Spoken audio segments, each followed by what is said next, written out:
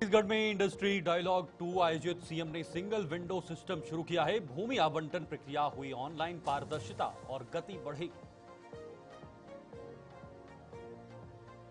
छापेमार कार्रवाई में खाद बीज दुकानों में गड़बड़ी, आधा दर्जन को नोटिस, मुख्यमंत्री के निर्देश पर एक्शन, जमाखोरी रोकने के लिए सख्त कदम। बस हाईवा टक्कर में 3 की मौत, 6 लोग घायल हुए। जगदलपुर रायपुर बस हादसा, बड़ा नुकसान हुआ।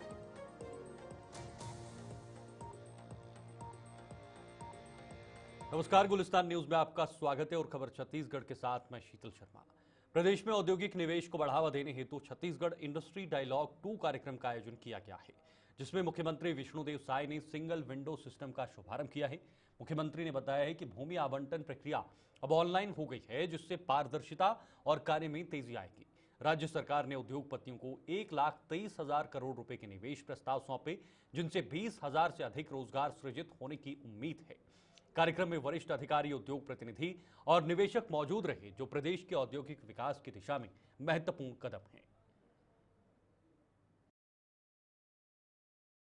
आज यहाँ पर उद्योग विभाग के द्वारा इन्वेस्टर कनेक्ट कार्यक्रम का आयोजन था, जिसमें देश भर से उद्योगपतिगण यहाँ पर आए और लगातार हम लोग उद्योग के सेक्टर में रिफॉर्म करते जा रहे हैं। उन सबको और आज जो नई उद्योग नीति में सिंगल विंडो सिस्टम 2.0 उस पोर्टल का लॉन्च भी आज किए हैं और आज से उद्योग के लिए ऑनलाइन भूमि का आवंटन भी शुरू हो रहा है। हमारे उद्योगपतिगण ऑनलाइन यहाँ पर किस किस उद्योग के लिए जमीन कहाँ कहाँ उपलब्ध है वो 7 दिनों तक देख पाएंगे। तो ये सारी सुविधाओं का आज यहाँ पर शुभारंभ किए हैं और आज की इस अवसर पर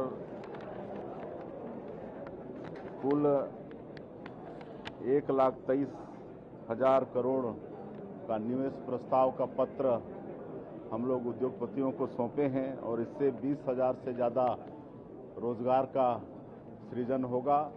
और हम लोगों की नई उद्योग नीति इतनी अच्छी बनी है कि अभी तक 5.5 लाख करोड़ के निवेश के प्रस्ताव प्राप्त हो चुके हैं। अब हमारा ये छत्तीसगढ़ जो पहले कभी खाली स्टील, एनर्जी और एल्यूमिनियम के लिए जाना जाता था, अब और भी कई क्षेत्रों में semiconductor chips, AI, data centre, textile और सोलर एनर्जी, ये सब के क्षेत्र में भी छत्तीसगढ़ हमारा जाना जाएगा।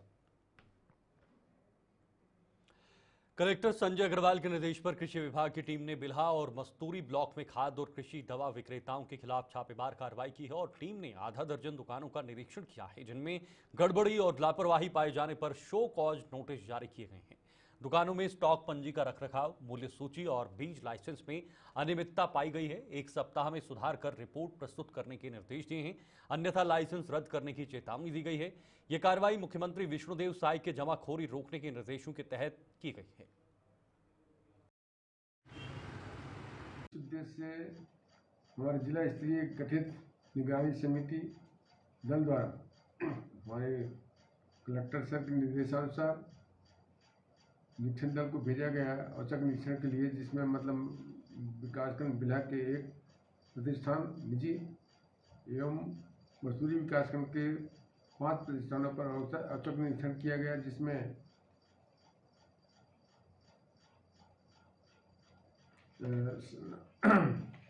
संधारण न करना एवं पीसी में ट्रांसफर सर्टिफिकेट में जो सामग्री होना चाहिए उसको न जुड़ा नहीं होना और बिल वाउचर समय पर, बिल प्रतिवेदन समय पर कार्यालय को प्रदान नहीं किए जाने के कारण उनको नोटिस और चेतावनी दी गई है। 1 सप्ताह के अंदर उनको अगर यदि वो सुधार नहीं लाते हैं, अपना प्रतिवेदन प्रस्तुत नहीं किए जाते हैं, तो निश्चित रूप से उनका लाइसेंस यानी व्यक्तियों को निरस्त करने की कार्रवाई की जाएगी और उनको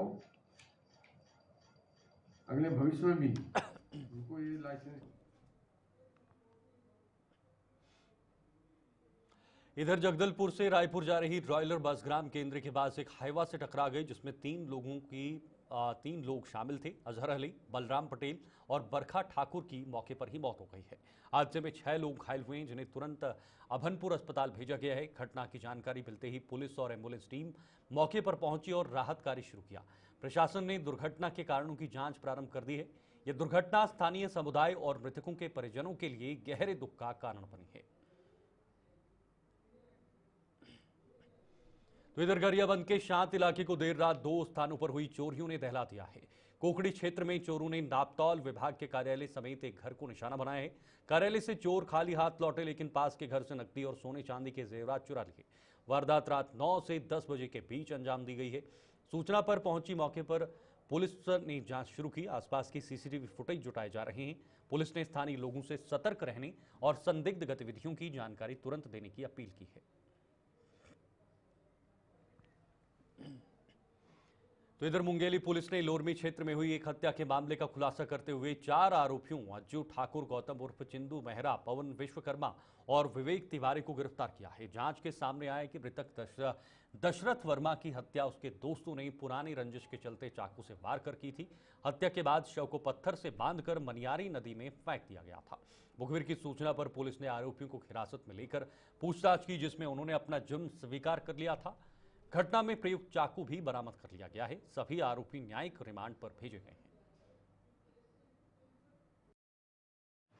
थाना क्षेत्र में हम लोगों को शनिवार के दिन में हम लोगों को सूचना मिली थी कि मृतक जो है रात से गायब है, अपने दोस्तों के साथ में था, लेकिन अभी तक घर वापस नहीं आया था। तो हम लोगों ने उसके सूचना के आधार पर उसके फ़ोन का लोकेशन वगैरह निकाला और हम लोगों ने ये पता किया कि लास्ट उसने किससे बातचीत किया था।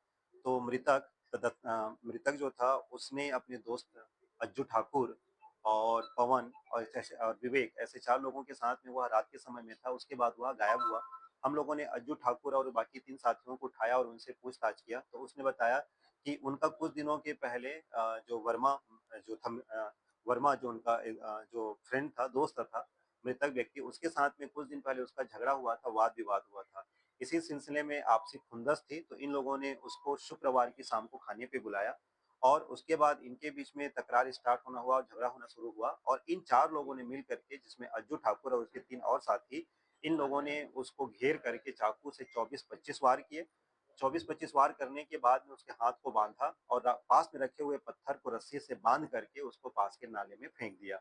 पूछताछ के दौरान जब हम लोगों ने और कड़ाई से पूछताछ किया तो उन्होंने चाकू और पूरी घटना के बारे में बताया। स्पॉट पे पुलिस गई तो हम लोगों को रेत के पास में स्ट्रगल मार्क्स और वहां पर हम लोगों को खून के धब्बे प्राप्त हुए।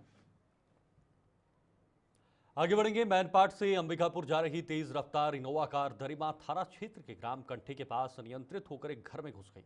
हादसे में 3 लोग, 2 वयस्क और 1 बच्चा गंभीर रूप से घायल हुआ। इलाज के दौरान महिला की मौत हो गई, जबकि बच्चे को बेहतर इलाज के लिए रायपुर रेफर किया गया। मृतका के परिजनों ने सड़क पर शव रखकर चक्का जाम कर मुआवजा और सड़क सुरक्षा के लिए ब्रेकर व चेक पोस्ट की मांग की है। जिला प्रशासन ने 25,000 मुआवजा और जनपद पंचायत से 20,000 सहायता राशि देने की घोषणा की है। आंदोलन कर रहे हैं उनका, जिनका जान गया है। स्वाभाविक रूप से लोगों को उस बात का दुख है और सभी लोग आंदोलित हैं। पहले भी घटनाएं हुई है, रोकने के लिए शासन प्रशासन पहले से एहतियात नहीं बरता है। यहाँ पर पहले से अगर ब्रेकर रहता है, जिगजॉग स्टॉपर रहता है, सब तो इस प्रकार का घटना नहीं होता है। यहाँ एक 8 टीम लगा के रखना चाहिए। प्रशासन की लेट की वजह से काफ़ी देर तक चक्का जाम चला है। नहीं, इतना दूर जाना नहीं चाहिए, इतना ज़्यादा लंबा हो गया। आकर के बात कर लेना चाहिए, तो अभी तक निपट गया होता है। जितना देर करेंगे उतना ज़्यादा भीड़ आएगी और लोग जुटेंगे और मामला और ज़्यादा पेचीदा होते जाता है। देखिए, कल कंठी गांव में एक इनोवा था जो कि लापरवाही पूर्वक चलाने के कारण एक एक्सीडेंट हुआ है, जिसमें 3 लोग घायल हुए थे और आज एक महिला जो थी उनकी मृत्यु हो गई। तो उसके संबंध में जो परिवार वाले हैं और जो यहाँ के लोकल ग्रामीण लोग हैं, उन्होंने यहाँ पे थोड़ा विरोध प्रदर्शन किया मुआवजा को लेकर, और जो यहाँ पे रैश ड्राइविंग हो रही है और कुछ जगह ब्रेकर की मांग को लेकर। तो आज यहाँ पे पुलिस और जिला प्रशासन, राजस्व विभाग की टीम उपस्थित हुई है और जो मुआवजा विधि अनुसार हो सकता था, प्रावधान जो प्रावधानित है उसके हिसाब से उनको मुआवजा प्रदान किया गया है। और जो उनकी दो मांगे थी, एक तो चेक पोस्ट को लेकर के और ब्रेकर को लेकर के, तो ब्रेकर का कार्य बनाने का कार्य अभी चालू हो गया है और एक दो जगह यहाँ पे चिन्हांकित करके उसके ब्रेकर को बनाया जाएगा। और एडिशनल एसपी साहब यहाँ पे मौजूद थे, तो उनके द्वारा चेक पोस्ट के लिए जगह अभी देखा जा रहा है, जहाँ पे उपयुक्त होगा वहाँ पर चेक पोस्ट बनाया जाएगा। कल की घटना है रविवार की। मैन पार्ट से एक शराबी युवक इनोवा में 7200 नंबर था, जिसे बहुत स्पीड में चलाते हुए आया। महासमुंद के ग्राम मालीडीह में जल संरक्षण के लिए इंजेक्शन वेल का निर्माण किया जा रहा है, जो गिरते भूजल स्तर को पुनर्भरण में मदद करेगा। गर्मी में सूखते हैंडपंप और बोरवेल से ग्रामीणों को पानी के लिए भारी समस्या होती थी। ग्राम पंचायतों और जनप्रतिनिधियों के सहयोग से ये योजना सफल हो रही है। इंजेक्शन वेल वर्षा जल को फिल्टर कर सीधे भूगर्भ में पहुंचाता है, जिससे भूजल स्तर सुधरता है और पानी का व्यर्थ बहाव रुकता है। इससे भविष्य में पानी की किल्लत कम होगी और खेती तथा घरेलू जरूरतें पूरी होंगी। मेरा नाम संजय पटेल है और मैं ग्राम पंचायत मालीडीह से सरपंच प्रतिनिधि हूँ। देखिए, कलेक्टर साहब के निर्देशानुसार ऐसे बोरवेल जिनका वाटर लेवल घट चुका है और जिसमें सुधार किया जा सकता है, ऐसे बोरवेल के आसपास हम लोग 10 बाई 10 का एक सोख्ता बना रहे हैं। उस सोख्ता के थ्रू जो बरसात में पानी गिरेगा उससे रिचार्ज होकर वो बोरवेल को हम चालू कर सकते हैं और उसका निकले हुए पानी का हम उपयोग कर सकते हैं गाँव में। देखिए, एसडीओ साहब के प्रेरणा से हम लोग ये मन में है, यहाँ की उपयोगिता है इस बोर की, तो उन्होंने बताया कि 10 बाई 10 और उससे बड़ा भी बना सकते हैं। एक सोख्ता बनाओ, जिससे क्या होगा कि बरसात में पानी जो है रिचार्ज होगा उस बोर में, जिससे वाटर लेवल कम है वो वाटर लेवल उसको बढ़ाया जा सकता है।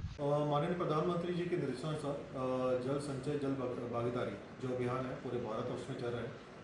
इसी कड़ी में महासमुंद जिले में हमने जितने भी डिफंक्ट हमारे दोस्त हैं उनको रिचार्ज करने के लिए इंजेक्शन वेल जो है इसका निर्माण कार्य किया जा रहा है। इसमें किसी प्रकार की भी प्रशासन की तरफ से कोई आर्थिक सहायता नहीं दी जा रही है। पूरी जन भागीदारी के माध्यम से ही लोग स्वयं आगे आके जेसीबी के माध्यम से ऐसे जो डिफंक्ट बोर है वहाँ पे खुद ही इंजेक्शन वेल का निर्माण कर रहे हैं, जिससे कि आने वाले मानसून के बाद जब बारिश हो जाएगी तो वहाँ पे निश्चित रूप से जो जल स्तर है उसमें बढ़ाव आएगा और वैसे जो डिफंक्ट बोर है उनमें पानी आना स्टार्ट हो जाएगा। ये हमारा प्रयास है और पूरे महासमुंद जिले में ऐसे 60 इंजेक्शन वेल अभी तक हमने जन भागीदारी से निर्माण किए हैं। जी, मतलब हमारा प्लान ये है कि हमारे जो ड्राई क्षेत्र हैं, हमने अभी जस्ट बैंकर्स की बैठक भी ली थी। हमने उनको ये रिक्वेस्ट की है कि आप भी कृपया करके वैसे हमारे ग्राम पंचायत है जहाँ पे जल स्तर बहुत कम है, स्पेशली सरायकली बसना क्षेत्र के, उनको प्लीज़ जो भी छोटी मोटी सी है। खबर छत्तीसगढ़ में फिलहाल के लिए इतना ही। वक्त एक छोटे से ब्रेक का है। आप बने रहिए गुलिस्तान न्यूज़ के साथ, क्योंकि खबरों का सिलसिला जारी है।